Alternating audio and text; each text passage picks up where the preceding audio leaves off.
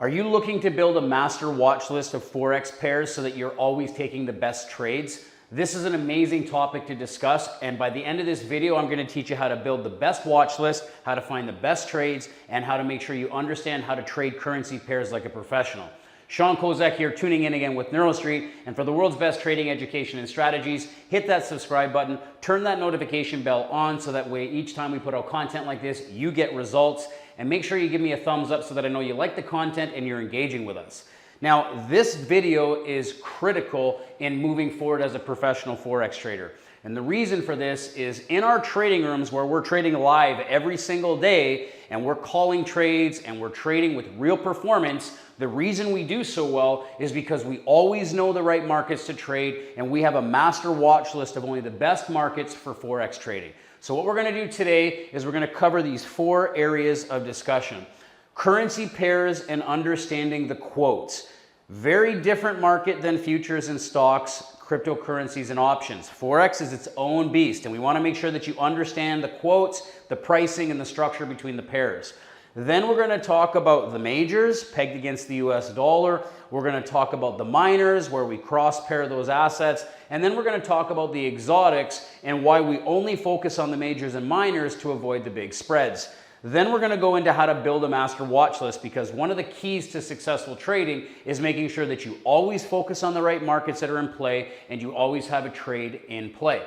Then we're going to talk about spot FX basics and how we can prep you for live trading. So the key here is that we don't waste any more time on the whiteboard. We got to get into the charts. We got to talk about some things that are critical for your success. So let's get going.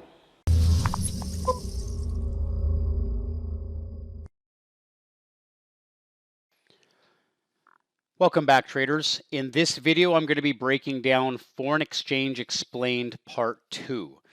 And this is an interesting lesson because we're going to be talking about the different types of Forex pairs, the specs on those markets, and the watch list that we're going to be building for our active trading.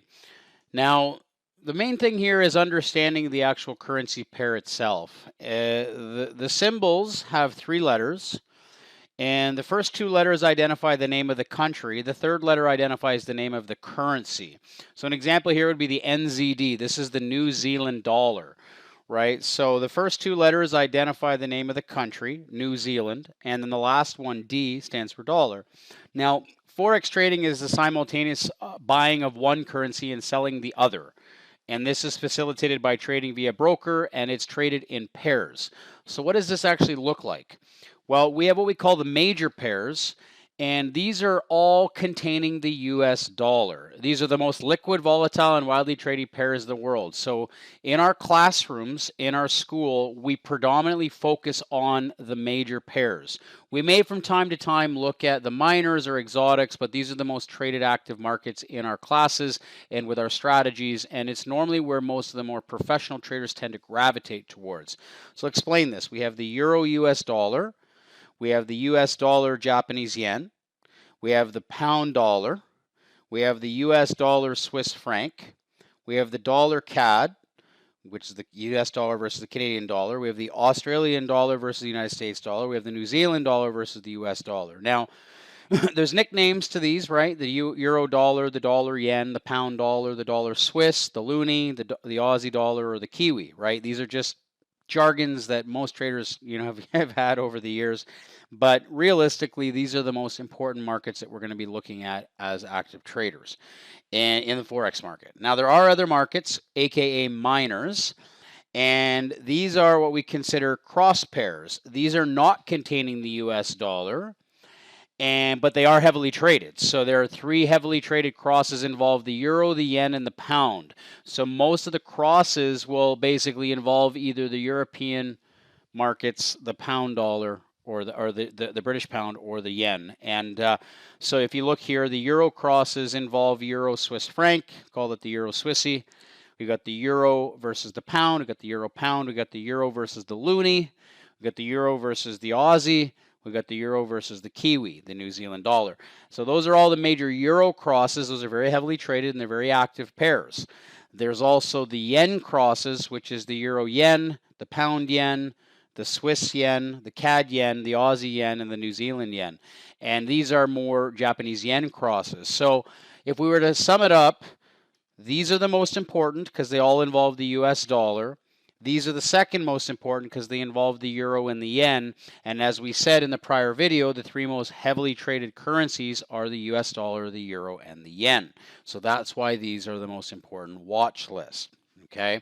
Now there are going to be understanding some exotics. And the reason this is what we call them exotic pairs is they don't contain the U.S. dollar, and they're not all containing the U.S. dollar, but the main thing here is they're on emerging economies, right? So, the way I like to look at exotics is, they're not as heavily traded. The transaction cost can be a little bit larger, and sometimes the spreads are a lot larger. And as a retail trader, all those things work against us. So you're never really going to see us really trade the exotic pairs. You could look at them if you choose to, but it's important to understand why we focus on the majors and the minors as the primary factors, right? So I'll give you an example of what building a watch list looks like. For this course, we're going to introduce you to the major pairs with the most liquidity and the most exposure, and you can build your own watch list after that. The majors and the minors are all going to be your main focus point. Let's give you an example of what that looks like. So this is an example of a watch list, and ultimately you're going to see that there's the major pairs up here. Okay, and this you can build your own watch list, whether you're using NinjaTrader, TradingView, other platforms. The main goal here is to understand that this is your main watch list here, and this is your secondary watch list here. And you can see all that. These all contain the US dollar up here in the majors, and these all contain either the euro or the yen minors. Okay, so those are the most important markets that we look at because they're the most heavily active traded, and the volume is never even a question on these markets because there's trillions of volume, right? So that's the most important part about this. So when you're building your watch list, always focus on the majors, then go to the minors or the crosses, okay? So let's kind of talk about the pair basics, understanding what's going on behind the pairs.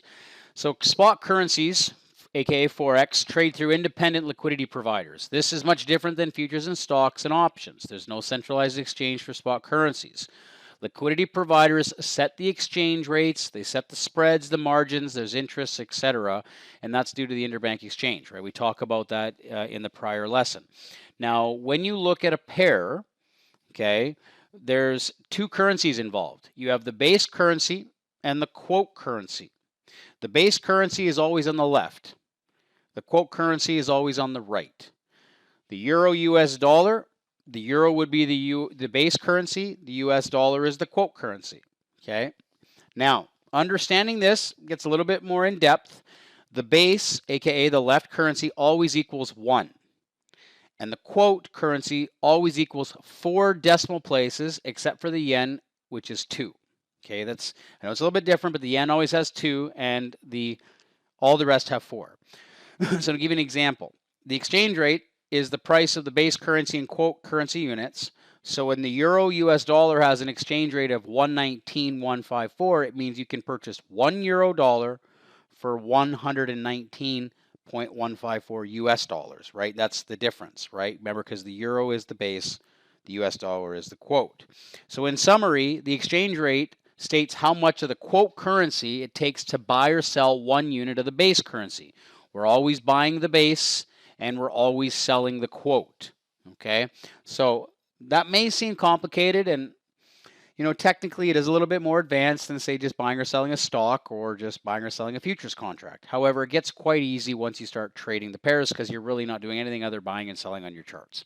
So, like I said, a lot of the theory with Forex and futures and stocks, it's theory, but when it gets into active trading, most of it's so electronically facilitated now that all you really need to do is worry about risk, the strategy, and execution. So let's get into talking about the buying and selling of the pair.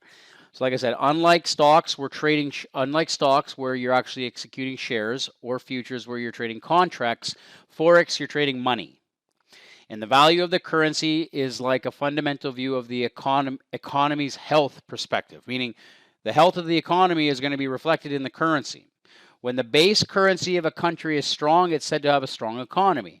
When the base currency drops in value, it's due to struggle in the economy. Okay? So when you buy a specific pair, it means you're borrowing at a daily interest rate the quote currency to purchase the base. Okay, so I'll give you an example.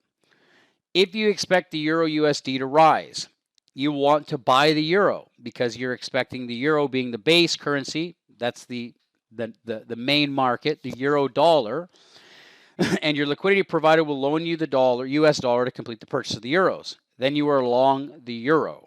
Okay.